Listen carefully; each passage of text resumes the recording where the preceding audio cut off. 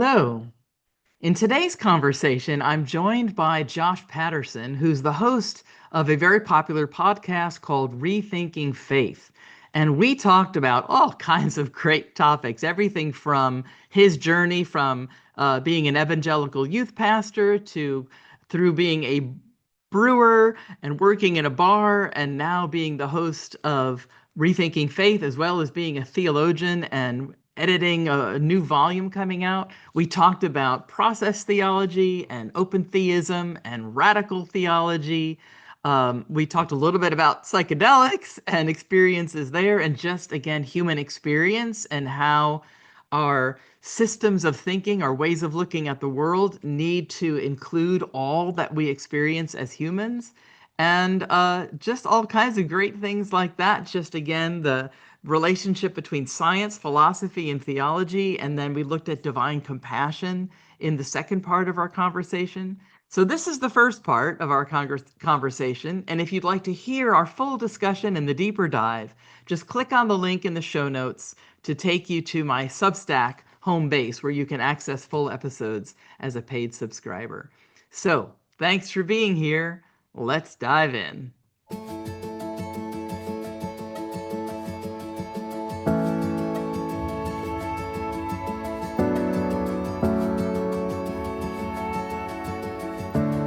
Welcome to The Sacred Everywhere.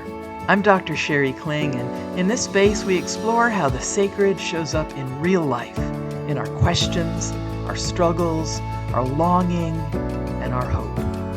Can we find the sacred in every place and everyone? Let's see.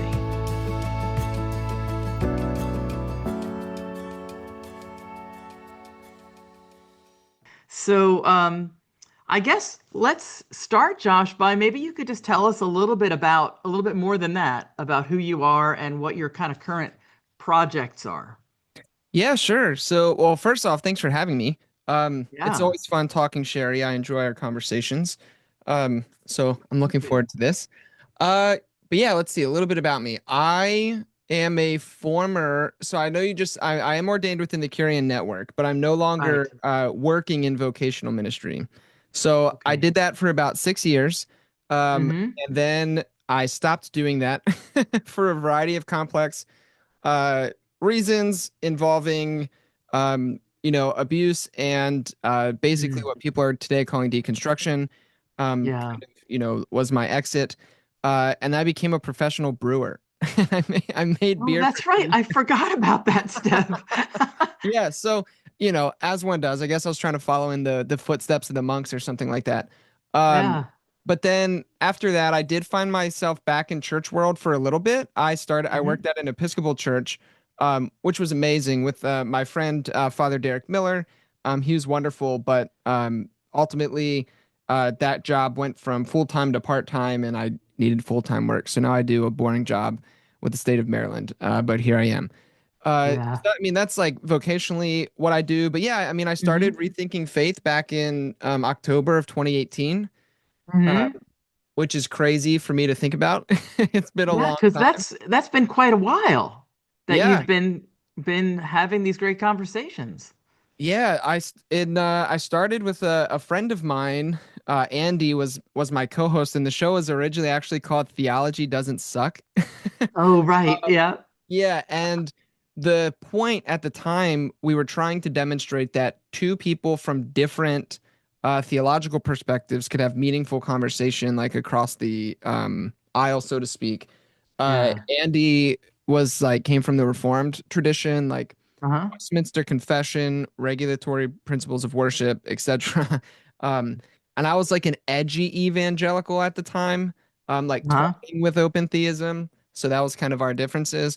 And that Yeah. worked for like 30 episodes until he bailed. Uh, So then I got another co-host named Marty, who was a worship pastor that I worked with in the first church that I was a pastor in, and we recorded like well over 100 episodes together. But then ultimately he had to leave because the church he got hired at was not about it. uh, And then my buddy Greg was a co-host for like 40 some episodes.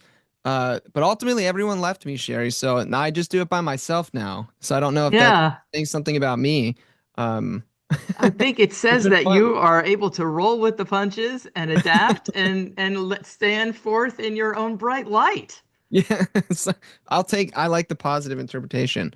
We'll go with that Yes, one. yes. We'll go with Um, that. yeah. Absolutely. But I mean, that's been fun. Like I love exploring like big questions of faith and meaning. And I mean, really ultimately, I mean, it'll sound a little bit broad, but trying to figure out what it means to be human. Um, Yeah. so I enjoy talking with theologians and philosophers and psychologists, Bible scholars. Um, Mm-hmm. it's always a good time, and I don't know, just chasing life's biggest questions on the internet Yeah. for fun. On the internet. Yeah, isn't that what everyone does? I think so. Maybe not. Maybe not everyone does that, but that's what we're doing. That's what we're doing. Nerds like us, Sherry. We Yeah, nerds like exactly. Nerds like us. We love it. We love it. And so, speaking of nerds, you're also very involved in the theology beer camp. Oh yeah, absolutely. I love Theology Beer Camp. I think this is the fifth year I will be a part of it, and it's the first time I have like an official leadership role. So I'm the program manager and camp director this year, which is really exciting. I mean, I have very big shoes to fill. Kristen previously has been doing that role, and she's done amazing. And she's also been Mm-hmm. super helpful in kind of, giving me the rundown and, created like a handy like guidebook for me and things like that. So, but yeah, I'm very much excited for it. That'll be in Kansas City this year. Yeah. Yeah, in October. So that's always a super fun event. Um, yeah, for like all sorts of people. It's super nerdy. I mean, we bring in a bunch of theologians, Bible scholars, philosophers, um, for like deep, meaningful conversations. But then also there's like beer, obviously, theology, A beer lot camp. of beer. Yep, beer. But also like wine and other things for people Yeah. who aren't quite into beer. But there's NA options as well. Uh-huh. Even there's an AA group that meets, so like you don't have to Really? drink beer. Yeah, we want to make sure that everybody is welcome. So beer, I mean, honestly, beer kind of serves as a filter because if people were not comfortable with the word beer and theology together, they Yeah. might not be a fan of what happens at theology beer camp. So Right. it And can tell us a little bit about the origination of that for those who aren't familiar of where how Theology Beer Camp came to be.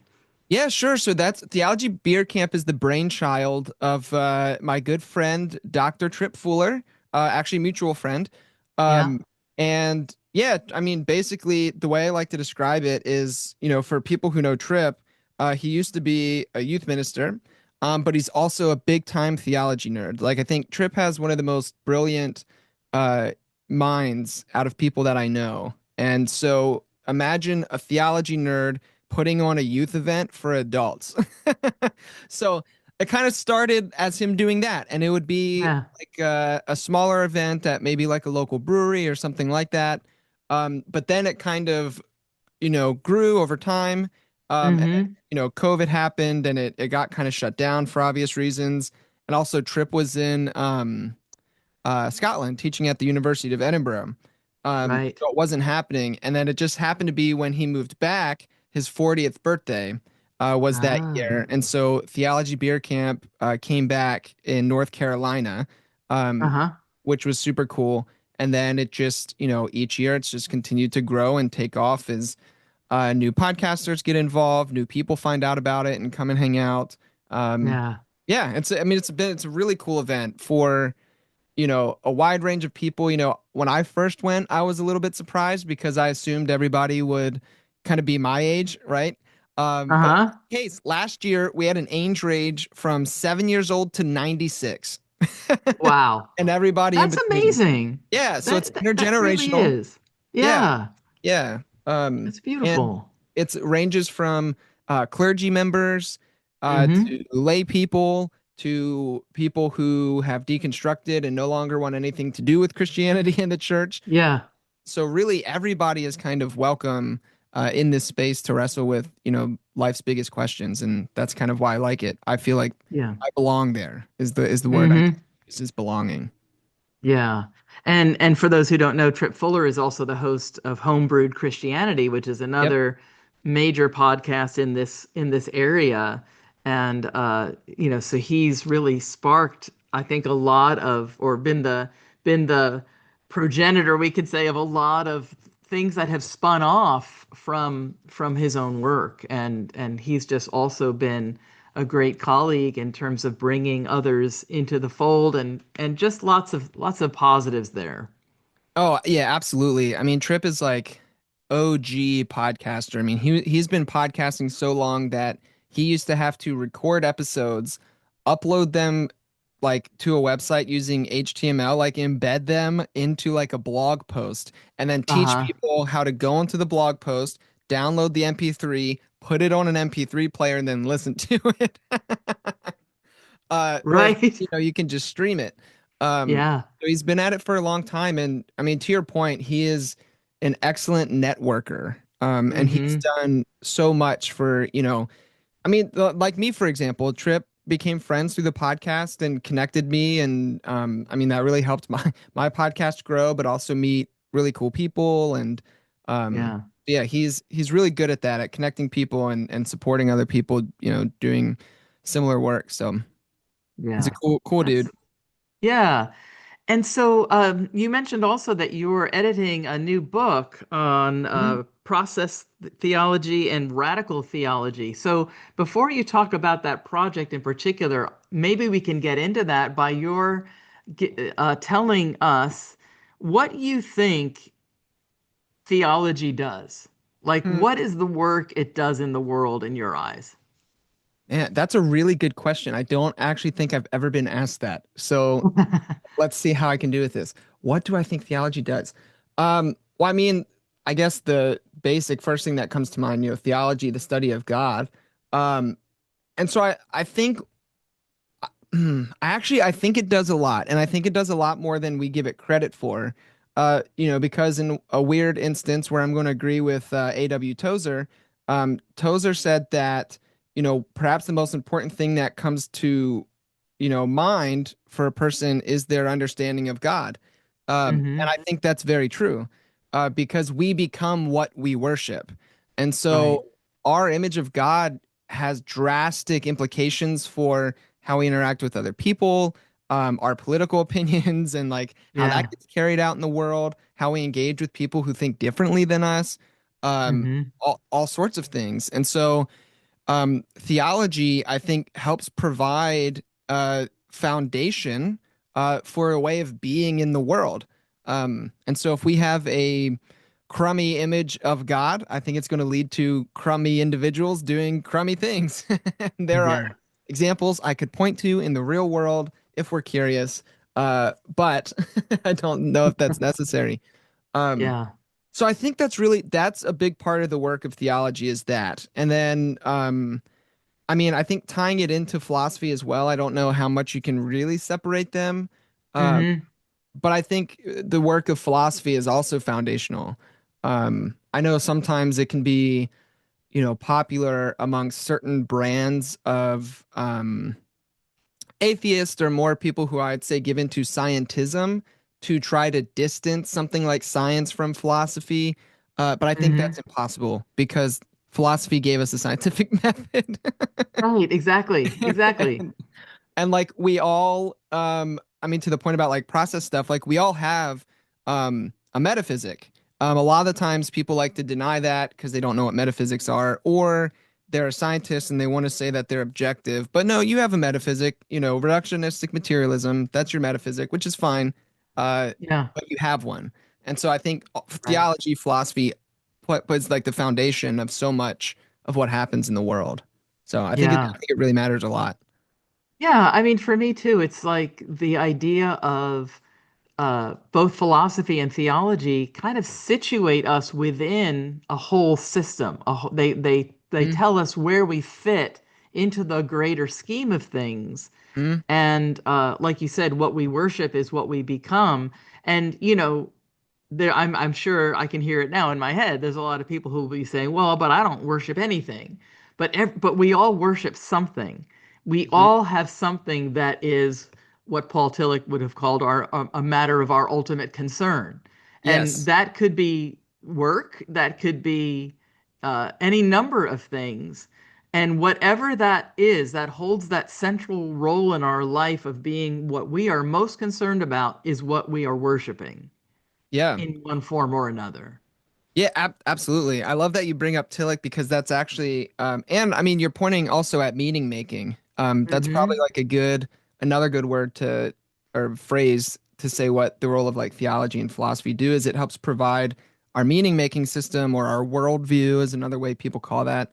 Yeah. Which is why, I guess alluding to something we might talk about later, something like deconstruction can be so scary for people because their meaning making system is being taken away from them, Right. which is terrifying.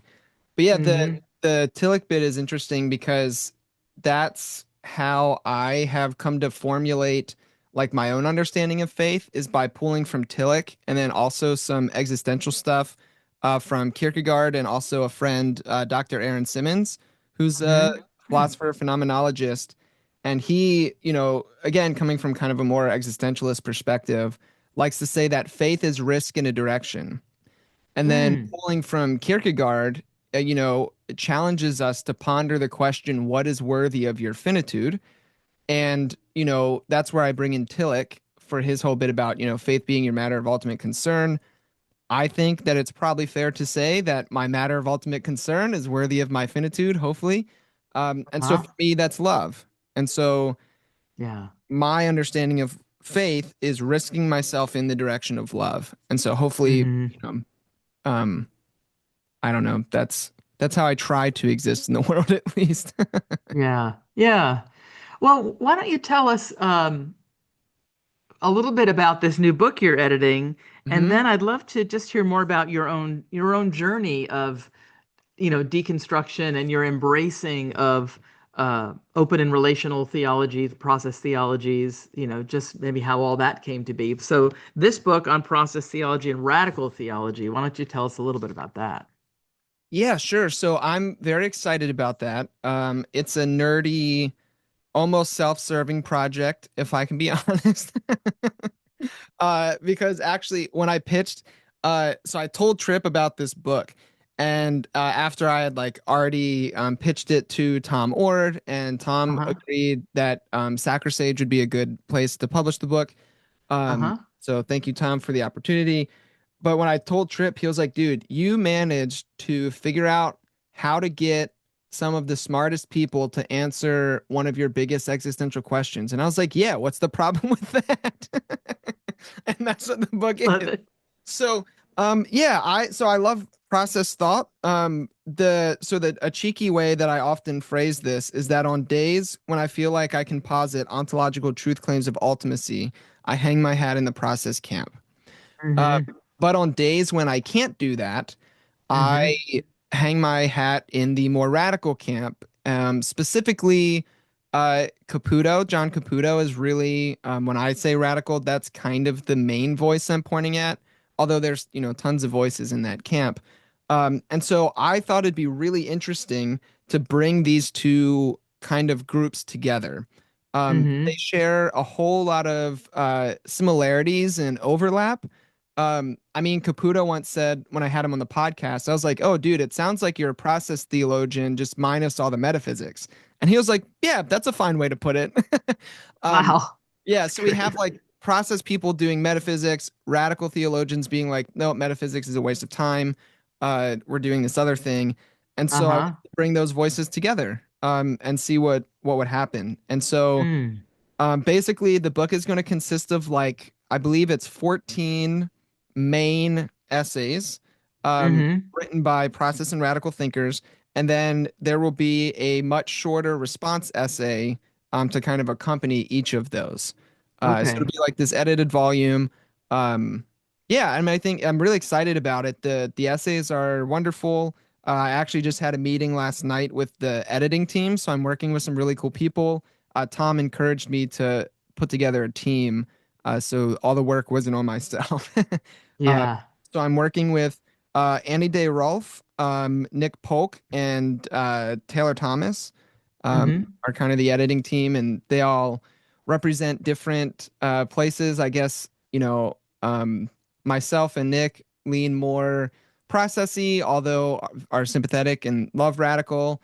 Annie definitely falls more within the kind of radical camp, and so does Taylor. Taylor's a Tillich scholar and studied with Wesley Wildman. Um, Okay. so that's kind of the gist there. But yeah, it's Yeah. pretty fun. I mean, I it's nerdy and fun. uh, and More hope nerdy fun. yeah, and I hope it's ready. The goal is to have it ready and available at Theology Beer Camp this year. Hmm. Should be amazing. And then we're also going to do. Trip was kind enough to offer to do like one of his homebrewed classes or summits for the book. So we're going to get some of the contributors to be a part of that and have a whole Oh, like good. homebrewed class on process and radical thought. So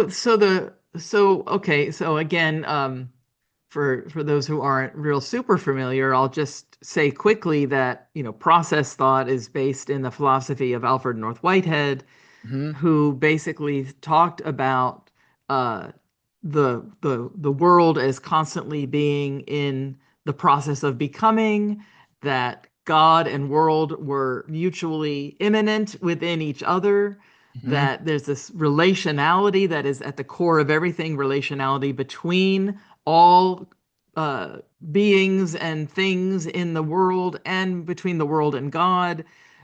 There's this notion of that there's this sense of novelty coming from God into each moment as it's becoming, but that free will is also baked in all the way down, and that everything as it's becoming has choice and all of that. What would Hmm. you say are the core ideas of radical theology? Is it really mostly that just there's this refusal to engage in these kind of truth claims that can't be proven, and then they just like aren't interested in any of that speculation, or what is the core of that area? Yeah, so it's gonna be different for different people, which can be confusing because like so Hmm. Caputo doesn't really mess with metaphysics, but then someone like Peter Rollins is kind of okay with that, being like if I hope I'm getting this correct, but I think Rollins is a Hegelian. So he takes his, steps from Hegel a lot. But I think maybe what would be helpful is just to say radical theology kind of comes out of like post-Holocaust thought, and essentially you have Jewish people questioning like, wait a minute, we're supposed to be God's chosen people. The Holocaust happens, WTF? And so Yeah, we start right, to get some of this like death of God stuff, right? right. So actually, there's a book called After Auschwitz. Uh-huh. Forgetting the author's first name, forgive me, but last name Rubenstein, and that's one of like the OG radical theology books. You get someone like Altizer, who is writing in radical theology, who actually was Hmm. friends with John Cobb. And if people know, Cobb was a big proponent of process thought. They wrote essays back and forth a lot. Right. So then it also is tied up in like a lot of the philosophers of suspicion and in what is like philosophically referred to as deconstruction.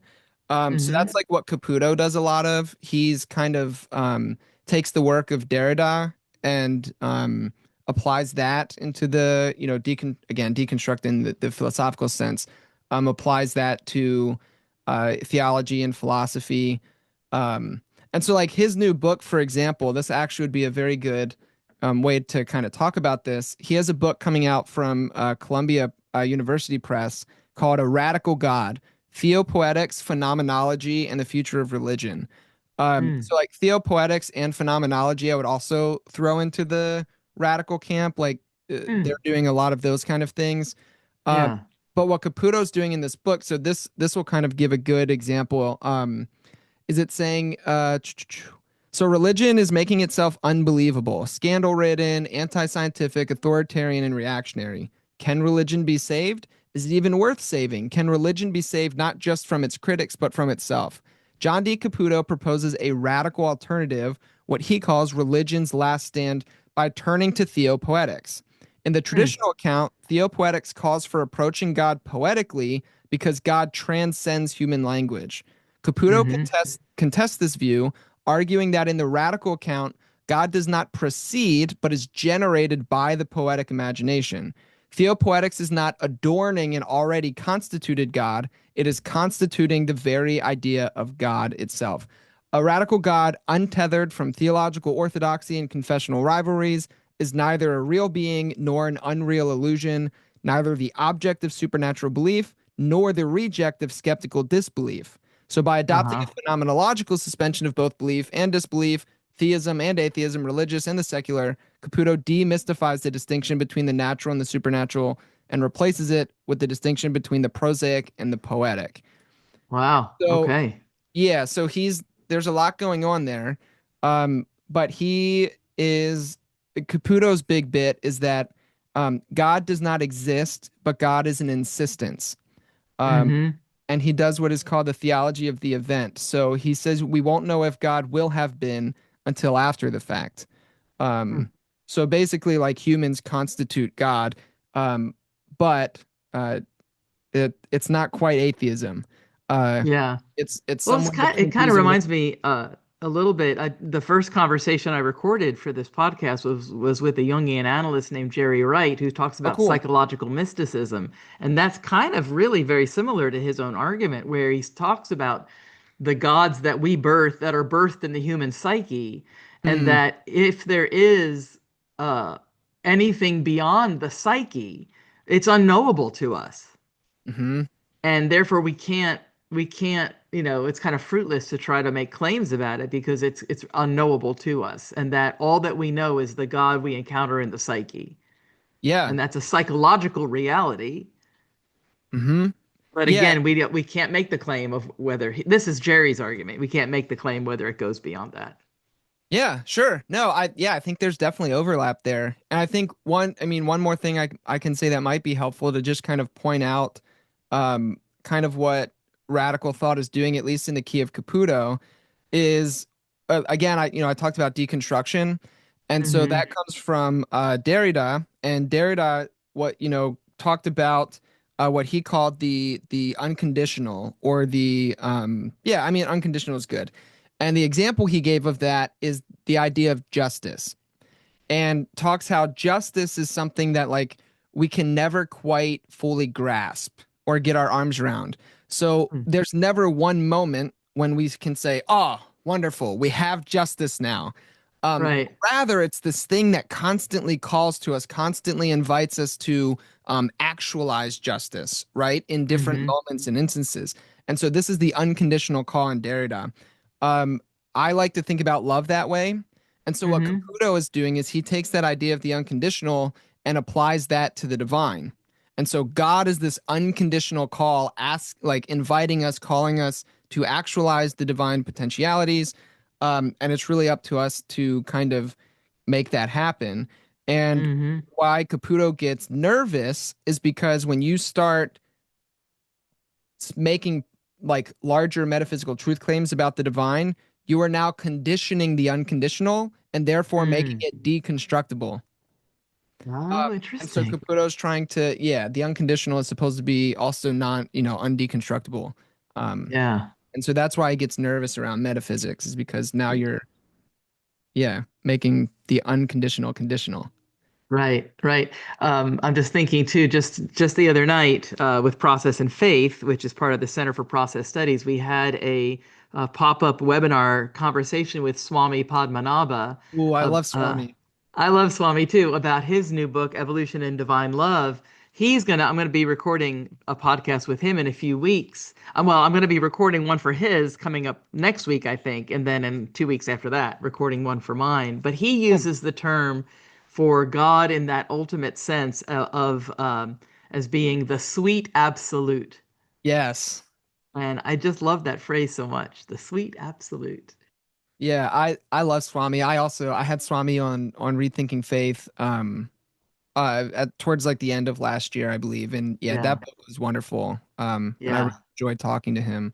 Um Mm-hmm. so I'm glad that you get the opportunity to talk to him as well. Yeah, but so before we get to the halfway mark, tell us a little bit about just your journey, your own journey of faith from where you were when you were a pastor, as a youth pastor in more of an evangelical world, to where you are now. What were the major milestones along that path, and what changed for you? Yeah, sure. So I grew up kind of like initially as, like a Creaster, like Christmas and Easter kind of people. And Uh-huh. then somewhere around middle school, my parents went to a retreat that I believe the Methodists, at least tied into Methodism, called the Walk to Emmaus. Uh, Uh-huh. and so they went to that, and then that kind of jump started their faith, and like that's when my family really started getting active in church. So I started going to the Methodist congregation, and then my parents discovered the wonders of early 2000s contemporary Christian music, and moved to the Southern Baptist church down the street because they played this stuff. Um, Huh. and so then I started going to youth group there, uh, which was really, a foundational experience for me. But during our time at the Southern Baptist Church, my middle brother, so I'm the oldest of three, the middle one, Jordan, came out to my family. And the Southern Baptist Church told us we are no longer welcome there and kicked us out. Mm. So that's kind of at the time, I just was like, oh, these people are being assholes, but it didn't really impact anything for me so much. Um, Mm-hmm. and then ultimately, like, long story short, we ended up, after being kicked out of another church, we ended up in a non-denominational space, which was great. I went there, all through college. I went to a private Christian school, Messiah University. Um, when I graduated, I worked a year for Youth for Christ, and then I started working my first pastoral job at a church in Florida called the Journey Church, which I don't recommend checking out because it's there where I experienced verbal, emotional, spiritual, and borderline physical abuse at Oh the my. the hands of the founding pastor and the head pastor that I worked for. Oh Um, gosh. and so that provided somewhat of a crack in my foundation as well. Yeah. Although I just assumed like this church sucks. It's not all the Mm-hmm. churches. So I moved Right. on and went to a Methodist congregation. And it was at that church where I first served with an openly gay person on staff. So the worship pastor was gay. And at that time, prior to that, I kind of was in the what I think people call like side B when it comes to LGBTQ issues, which is like being gay is not a sin, just don't act on it. Mm. And so actually working with my buddy, the worship pastor at that church, drastically shifted my perspective on that. Yeah. And so I mean, I'm fully open and affirming now. Um, but that church had some of its own kind of issues. And then I left, moved back to Maryland, which is where I'm from. And I worked at a really great, basically non denominational church. But the damage had already been done, so to speak. And I Mm-hmm. started quote unquote deconstructing when I was at the Methodist congregation. I brought that baggage and then also the abuse stuff into my role in the non denominational church. And it just I don't know. It sucked. The church was great, and the head pastor Mark was wonderful. He was very open to my questions and the kind of conversations I was having on this podcast at the time. Uh, Uh-huh. but ultimately, yeah, it didn't work out. So that's why I left ministry. But amongst all of that, I ran into open theism because I just wanted to find a God who is loving. Like, I was like, that Mm-hmm. seems to be pretty freaking basic. Yeah. I just searched in like Amazon one day. Um, I know that's a bad word these days, but uh, like God is love or something like that. And Uh-huh. one of Tom Ward's books came up. And so, Really? Okay. yeah, it was which one? The Uncontrolling Love of God. Uh, Yeah. and so that was my introduction into open theism. And I finally, it finally felt like I found an understanding of the divine that matched my experiential reality. And also, Mm-hmm. I didn't have to cross my fingers when I said something like God is love. I could say that with my full chest, so to speak. Um, and that's kind of how that happened. And eventually, Tom was the gateway drug into process thought. And so, really love process theology. And radical theology came about actually because one of my friends, Annie, challenged me on some of my process stuff, and I got into radical thought, which was, this might sound counterintuitive, but my journey into radical theology actually demonstrated to me that some significant healing had happened in my life Mm. because open and relational slash process thought kind of became like my rock. The thing that like if I Mhm. didn't have this, I would no longer be within like the Christian faith or tradition.